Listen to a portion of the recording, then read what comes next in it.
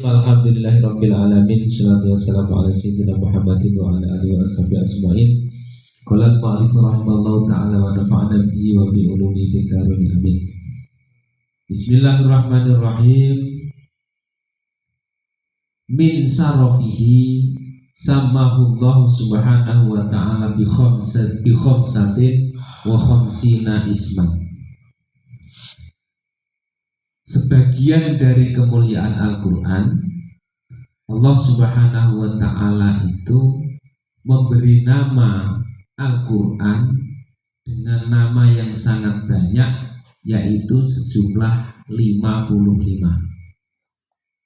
Ini mungkin kita jarang mendengar, jarang mengetahui kalau ternyata namanya Al-Quran itu sebanyak 55. Khamsatin wa khamsina, 55 nama. Nah, ini di sini dijelaskan, tapi tidak saya jelaskan satu persatu. Saya ingin menyampaikan nama-namanya Al-Quran yang sesuai dengan asmani Gusti Allah Ta'ala. Wa qala al-Imam Al-Ghazali rahimahullah ta'ala, i'lam annallaha ta'ala sama Al-Qur'ana bi asrati asma'an min asma'ihil husna.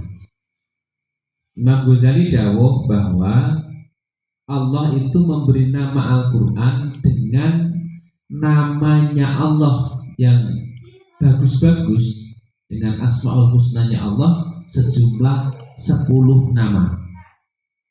Jadi dari 55 nama yang diberikan Allah kepada Al-Quran itu tadi, ada 10 nama itu ternyata adalah asma'ul husnanya Allah subhanahu wa ta'ala. Dan di dalam Al-Quran itu dijelaskan apa saja asma'ul husna yang digunakan untuk melabeli Al-Quran sebagai namanya Quran. Wasumyallahu ta'ala nafsahu azizan. Yang pertama adalah Aziz, Al-Aziz. Jadi Al-Quran itu diberi nama, salah satunya adalah Al-Aziz. Nah, Al-Aziz itu sendiri itu adalah namanya Allah, asma'ul husnanya Allah. Mana dalilnya? Dalilnya ada di dalam Al-Quran. Qala Hamim tanzilul kitabi minallahil azizil alim. Jadi Allah ini di sini Allah Al-Aziz, yang Maha Aziz, itu namanya Allah. Di dalam Quran jelas bahwa Allah itu mempunyai nama, salah satunya Al-Aziz. Wasumi Al-Quran Azizan, dan Al-Quran dinamakan Aziz haitsu qala. Dalilnya ini, wa innahu lakitabun aziz. Nah, ini jadi yang dimaksud wa innahu lakitabun, artinya Quran itu azizun, itu aziz. Jadi di dalam Quran dalilnya kalau Allah itu punya nama Asmaul Husna Al-Aziz ada. Kemudian di dalam Quran juga Quran itu disebut aziz, itu juga ada. Wasama nafsahu hakiman haitsu qala la ilaha illa huwal azizul hakim. Nama Allah yang kedua yang digunakan untuk melabeli Al-Quran sebagai nama lain adalah Hakim. Jadi Al-Quran sama dengan Al-Hakim. Al-Hakim ini itu adalah namanya Gusti Allah dari Asmaul Husna. Di dalam Qurannya wahwal la ilaha illa huwal azizul hakim. Ini namanya Allah. Dalilnya ini. Kemudian wasamma Al-Quran hakiman fi qoulihi Yasin wal Qur'anil hakim. Ini Al-Quran Al-Hakim. Ini berarti dalilnya Quran dijinakno Al-Hakim. Yang ketiga, wasamma nafsahu aziman. Quran juga dinamakan Al-Azim. Padahal Al-Azim ini adalah Asmaul Husna. Dalilnya kalau Al-Azim Asmaul Husna apa? Qala wahwal aliyul azim. Wahwa utawi Allah al aliyu iku dat kang moho luhur, al azimu tur dat kang moho agung. Nah, jelas. Kemudian wasamal Quran aziman. Quran juga dinamakan azim. Dalilnya mana? Idzqala walaqad atainaka sab'am minal masani wal Qur'anal azim. Jadi al-azim dijadikan sebagai nama Al-Qur'an. Wasama nafsahu nuron, yang nomor 4 nur. Quran juga bisa dinamakan An-Nur. Kemudian An-Nur ini adalah asmaul husnanya Allah. Dalilnya mana? Allahu nurus samawati wal ardh. Kemudian dalilnya kalau Al-Quran itu dinamakan An-Nur, wasamal Quran nuron, idqola wa anzalna ilaikum nuron mubina. Wasama nafsahu muhaiminan. Yang nomor 5, asmaul husnanya Allah muhaimin. Dalilnya apa? Al-Malikul Qudusus Salamul Mu'minul Muhaiminu. Kemudian dalilnya nih Al-Quran itu dinamakan muhaiminan apa? Di sini juga dijelaskan musaddiqal lima baina yadayhi minal kitabi wa muhaiminan alaihi. Itu ayatnya. Kemudian yang nomor 6 majidan. Dalil kalau Allah itu mempunyai asmaul husna al-majid, itu adalah ayat wa barakatuh alaikum ahlal baiti innahu hamidum majid. Kalau dalilnya Quran dikatakan al-majid, wasmiyal Quran majidan fi qouli ta'ala qaf wal qur'anil majid bal huwa qur'anum majid. Qaf wal qur'anil majid bal huwa qur'anum majid. Wasama nafsul kariman. Yang nomor 7 Al-Karim. Allah mempunyai asma husna Al-Karim. Dalilnya wa man kafara fa inna rabbi ghaniyyun karim. Wasamal Quran kariman fi qoulihi innahu laqur'anun karim. Yang nomor selanjutnya Hakon itu asmaul husna. Dalilnya wa ya'lamuna annallaha huwal haqqul mubin. Kemudian kalau dalilnya Quran dinamakan Hakon, itu qaulu ta'ala wa bil haqqi anzalnahu wa bil haqqi nazal. Wa qala lin nafsi laisa kamitsli syai'un. Wa qala lil Qur'an kullu in istama'atil insu wal jinnu ala ayatu bi misli hadzal Qur'an la ya'tuna bi misli. Wa qala kullu man 'alaiha fan al-ayah. Wa qala al-Qur'an qul law kana al-bahru midatan li kalimati rabbi lanafidal bahru qabla an tanfada kalimatu rabbi walau ji'na bi mislihi madada. Kata fil ihya. Nah, ini adalah nama-nama Allah yang digunakan untuk menamai Al-Qur'an atau digunakan sebagai nama lain dari Al-Qur'an. Itu ada 10. Ada tadi Al-Azim, Al-Karim, Al-Majid, An-Nur, Al-Haq, dan lain-lain sebagainya tadi. Nah, ini di kitab Khazinatul Asrar dijelaskan. Jadi ketika kita sekarang misalkan mendengar ada orang yang mengatakan Quran itu juga disebut dengan Al-Hakim misalkan, atau biasanya di sampul Al-Quran itu kan dinamakan dengan nama lain, Al-Azim, kemudian Al-Muhaimin. Nah, itu berarti memang ada dasarnya. Di kitab Khazinatul Asrar dijelaskan. Nah, kalau jenengan sudah pernah dengar yo, gue ngiling-ngiling, ya urung ngerti, lumayan untuk tambahan pengetahuan. Oh, ternyata di Quran itu 5. Nah, sing 10 itu diambil dari Asmaul Husna. Dalil jelas di ayat-ayat Al-Quran. Kemudian tak tambah sedikit, masih berkaitan dengan nuzulul Quran. Ini nanti ada beberapa cara Kanjeng Nabi Muhammad itu menerima wahyu. Selama ini mungkin kita kan hanya sekedar tahu bahwa Kanjeng Nabi Muhammad itu untuk wahyu dari Gusti Allah lewat malaikat Jibril, hanya itu saja. Atau mungkin tambahannya wahyu itu datang malaikat Jibril itu dari wong lanang, atau koyok suara nisol sholatul jaros lonceng, hanya itu saja, hanya beberapa itu yang masuk. Tapi nanti ada beberapa cara Allah memberikan wahyu kepada Nabi Muhammad.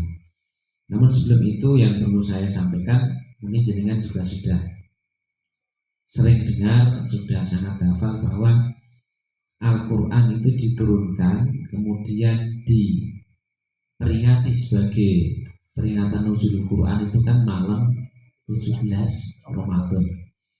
Tapi di sisi lain ada ayat yang mengatakan inna anzalnahu fi Lailatul Qadar. Pada Lailatul Qadar itu umumnya itu asril awakhir, 10 yang terakhir, sing ganjil-ganjil. Meskipun itu juga tidak pasti, bisa saja Lailatul Qadar itu juga malam 17. Tapi banyak ulama menjelaskan Lailatul Qadar itu ya malam 10 terakhir yang ganjil-ganjil. Ini kan ada kontradiksi kayaknya. Di satu sisi Quran itu diturunkan di malam Lailatul Qadar, di sisi lain Quran diturunkan pada tanggal 17 Ramadan. Nah, ini bagaimana? Nah, ini penjelasannya, Quran itu diturunkan kan 2 kali. 2 momentum. Momentum pertama adalah Quran itu diturunkan dari Lauhil Mahfuz ke langit ke-7, langit dunia. Ke langit kesamai dunia, bukan langit ke-7. Kesamai dunia, langit dunia. Nah, penurunan Al-Quran dari Lauhil Mahfuz ke langit dunia inilah yang dilaksanakan pada malam Lailatul Qadar. Adapun momentum kedua turunnya Al-Quran yang kemudian diperingati sebagai nuzulul Quran malam 17 Ramadan itu adalah ketika Quran diturunkan pertama kali dari langit dunia kepada Kanjeng Nabi Muhammad di Gua Hira, yaitu ayat pertama Iqra bismi rabbikal ladzi khalaq sampai ayat kelima. Itu diturunkan pada malam 17 Ramadan. Jadi malam nuzul Quran 17 Ramadan diperingati, itu memperingati turunnya Al-Quran dari langit dunia kepada Kanjeng Nabi Muhammad, yaitu 5 ayat surat Al-Alaq di Gua Hira. Adapun surat Al-Qadar menjelaskan inna anzalnahu fi lailatul qadri. Nah, itu adalah turunnya Al-Quran dari Lauhul Mahfuz menuju ke langit dunia. Jadi berbeda, tidak berbenturan antara inna anzalnahu fi lailatul qadr sama peringatan nuzul Quran di tanggal 17 Ramadan. Itu memang berbeda-beda, seluruhnya seperti itu. Kemudian bagaimana Allah itu menurunkan wahyu kepada Kanjeng Nabi Muhammad? Itu ada 7 cara. Cara yang pertama ar-ru'yah as-shadiqah, yaitu dengan cara mimpi yang benar. Jadi mimpi Kanjeng Nabi itu ya benar, dan kalau mimpinya itu adalah wahyu. Makanya kemudian turunane karena ulama warasatul anbiya, itu ada ulama-ulama yang memang dikasih spesifikasi mempunyai ru'yah shadiqah. Jadi mimpinya itu benar. Tapi tidak semua ulama. Tapi ada ulama-ulama yang ngimpi itu memang satu pertanda akan terjadi sesuatu sesuai dengan yang diisyaratkan di dalam mimpi. Itu adalah sempalan kecil daripada mukjizat carane Kanjeng Nabi nampa mukjizat berupa Al-Quran. Jadi kita tidak boleh mengingkari ada mimpi yang nyata. Termasuk mungkin kita juga pernah mengalami mimpi ar-ru'yah as-shadiqah. Nah, kalau kita kemudian di masa-masa itu sedang dalam keadaan jadi wong apik, ngelakoni syariat, anut Kanjeng Nabi, ya mungkin saja ru'yah shadiqah ini ya memang benar-benar satu isyarat akan terjadi sesuatu pada diri kita. Tapi ya belum tentu setiap mimpi seperti itu. Kemudian yang nomor 2, maka nayulkihil malaku fi ra'ihi wa qalbihi. Cara yang kedua Kanjeng Nabi menerima wahyu itu langsung masuk kepada hatinya Kanjeng Nabi. Jadi kemudian Quran itu ada di dalam hatinya Kanjeng Nabi. Itu cara yang kedua. Cara yang ketiga, karena yatamassalu lahul mulku rajulan fayukhatibuhu. Malaikat mendo-mendo dadi wong lanang, kemudian orang laki-laki tadi menemui Kanjeng Nabi dan memberikan informasi. Nah, informasi ini yang berupa wahyu, yaitu Al-Quran. Kemudian yang keempat, karena ya'ti fi misli sulsulatil jaros. Nah, Quran itu datang, ayat Al-Quran itu diberikan itu dengan pertanda misli sulsulatil jaros, koyo lonceng sing mericik. Dan cara ini adalah cara terberat yang dirasakan Kanjeng Nabi ketika menerima wahyu. Sampai-sampai Kanjeng Nabi itu ya pernah sampai gumeter, kemudian saking ora kuate itu dalam posisi musim hujan, musim dingin, itu Kanjeng Nabi wis keringetan. Karena saking ana wahyu sing wujude tandane itu ana lonceng sing berbunyi. Kemudian yang kelima, ayyura al-mulku fi suratihi allati khuliqa 'alaiha lahu sittatu mi'ati janahin. Kemudian cara yang kelima adalah wahyu itu diterima oleh Kanjeng Nabi lewat malaikat Jibril dalam keadaan Jibril itu menunjukkan wujud aslinya. Di wujud aslinya Jibril itu kalau di sini dijelaskan alaiha lahu sittu mi'ati janahin. Berarti malaikat Jibril itu duwe 600 sayap. 600 sayap. Itu yo ngebuki jagat kulon jagat wetan. Jibril tok ngono. Itu cara yang kelima. Cara yang keenam, ma'auhahu Allah ta'ala ilaihi wa huwa fawqas samawati min fardhi sholawati wa ghairiha. Cara yang keenam, untuk mendapatkan wahyu Kanjeng Nabi diunggah non di langit. Contohnya koyok nalika untuk perintah sholat 5 waktu itu diunggah non di langit. Kemudian cara yang ketujuh, kalamullahu lahu minhu ilaihi bila wasitati malakin kama kalama Musa alaihi wassalatu wassalam. Cara yang ketujuh, Kanjeng Nabi mendapatkan wahyu itu tanpa perantara malaikat, jadi langsung berhadapan-hadapan dengan Allah. Tapi tidak harus Kanjeng Nabi diangkat di langit. Kanjeng Nabi berada di dunia, tapi kemudian Kanjeng Nabi itu langsung berhadapan-hadapan dengan Allah. Jadi bayang piye? Bayang Gusti Allah ini ora oleh. Gusti Allah koyo apa? Ora usah dibayangno. Wong laisa kamitslihi syai'un.